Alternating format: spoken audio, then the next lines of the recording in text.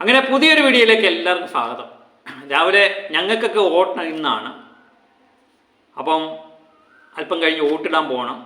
എനിക്ക് തോന്നുന്നു 2 ഘട്ടമായിട്ടാണ്. തെക്കൻ കേരളത്തിൽ ഇന്നാണ്, വടക്കൻ കേരളത്തിൽ നാളെയാണ്. നാളെയല്ല, 11-ാം തീയതിയാണ്. എല്ലാവരും വോട്ട് വിനിയോഗിക്കുക കേട്ടോ. നമുക്ക് ഇഷ്ടപ്പെട്ട രാഷ്ട്രീയ പാർട്ടിക്കോ അല്ലെങ്കിൽ സ്ഥാനാർത്ഥിക്കോ എങ്ങനെയും നമ്മുടെ വോട്ട് വിനിയോഗിക്കുക. അത് നമ്മുടെ മൗലികമായുള്ള അവകാശമാണ്. അഴിഞ്ഞാട്ടം തുടങ്ങിയല്ലേ എന്ന ഡയലോഗുമായിട്ട് നമ്മളെ കോരിത്തെരിപ്പിച്ച നടനാണ് ലാലേട്ടൻ. ചിത്രം ബബ്ബബ്ബ എന്ന ചിത്രത്തിലൂടെ. കാരണം ഭയം, ഭക്തി, ബഹുമാനം. അപ്പോൾ അത് റിലീഫ് ആകപ്പാടെ കൺഫ്യൂഷനായിരുന്നു. കാരണം ദിലീപിൻ്റെ കേസിൻ്റെ വിധി ഇന്നലെ വന്നു. ദിലീപിനെ വെറുതെ വിട്ടു. അപ്പോൾ ഇനിയും അതിന് എതിരെ പ്രവർത്തിക്കുന്ന യാതൊരു സംഗതിയില്ല. അത് 18-ാം തീയതി റിലീഫ് ആകും എന്ന് തന്നെയാണ് അണിയറ പ്രവർത്തകർ പറയുന്നത്. ട്രെയിലറും ടീസറും ഉണ്ടോ എന്നുള്ളത് പലരും ചോദിക്കുന്നുണ്ട്. എനിക്ക് തോന്നുന്നു അടുത്ത ആഴ്ചയൊക്കെ പ്രതീക്ഷിക്കാം. എനിക്ക് ശനിയോ ഞായറാഴ്ചയോ പ്രതീക്ഷിക്കാമെന്ന് തോന്നുന്നു. ഇനി ഉണ്ടോ ഇല്ലയോ എന്നൊന്നും നമുക്കറിയില്ല. കാരണം അത് ഭയങ്കര ഹൈപ്പിൽ നിൽക്കുന്ന ഒരു സമയമാണ് ബബ്ബബ്ബ എന്ന ചിത്രം.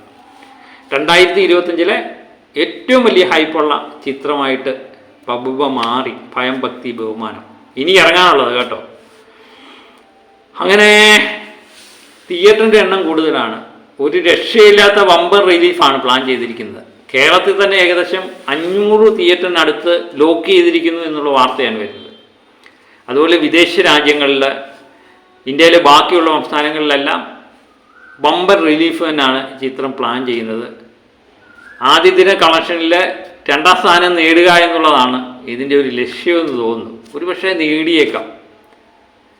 കാരണം 1-ാം സ്ഥാനം എമ്പുരാന് തന്നെ അവകാശപ്പെട്ടതാണ്. 2-ാം സ്ഥാനത്തേക്ക് നമ്മുടെ മരക്കാറിൻ്റെ 20 കോടി എന്ന റെക്കോർഡ് തകർക്കുമോ എന്നുള്ളതാണ് ഇനി നമ്മൾ നോക്കുന്നത്.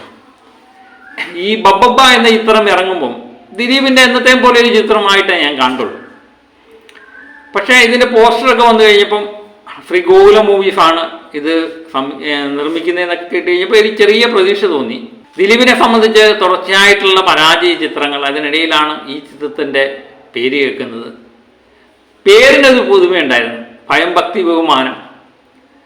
ധ്യാനും വിനീതും എല്ലാം കൂടെ അഭിനയിക്കുന്നു. അതുപോലെ തന്നെ പുതുമുഖ സംവിധായകൻ. എല്ലാം കൊണ്ടും പ്രതീക്ഷ ഉണർത്തിയ ഒരു ചിത്രം.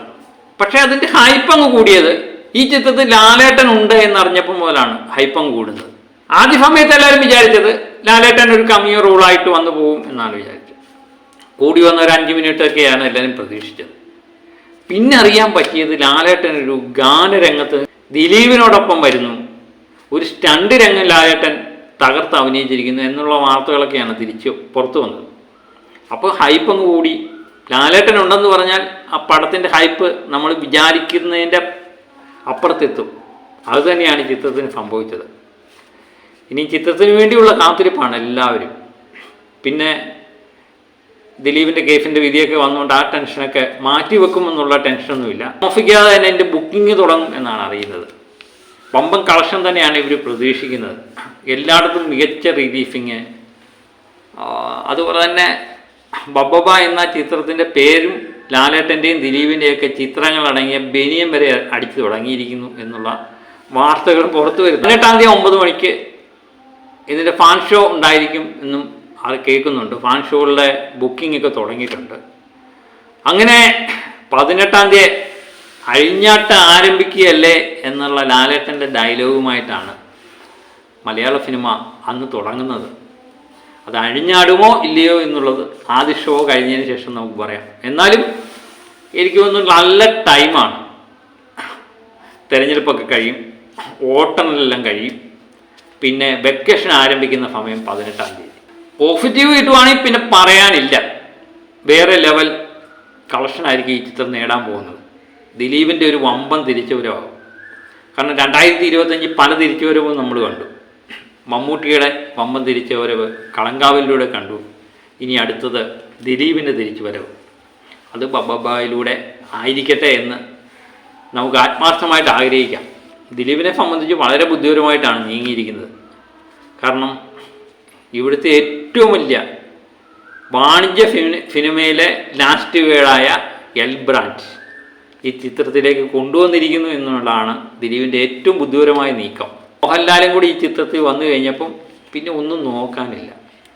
അപ്പം 18-ാം തീയതി അഴിഞ്ഞാട്ടം തുടങ്ങിയല്ലേ, കാത്തിരിക്കാം അല്ലേ. പുതിയ വാർത്തകളും വിശേഷങ്ങളും ഒക്കെ ആയിട്ട് വീണ്ടും ഞാൻ എത്താം. Okay, by.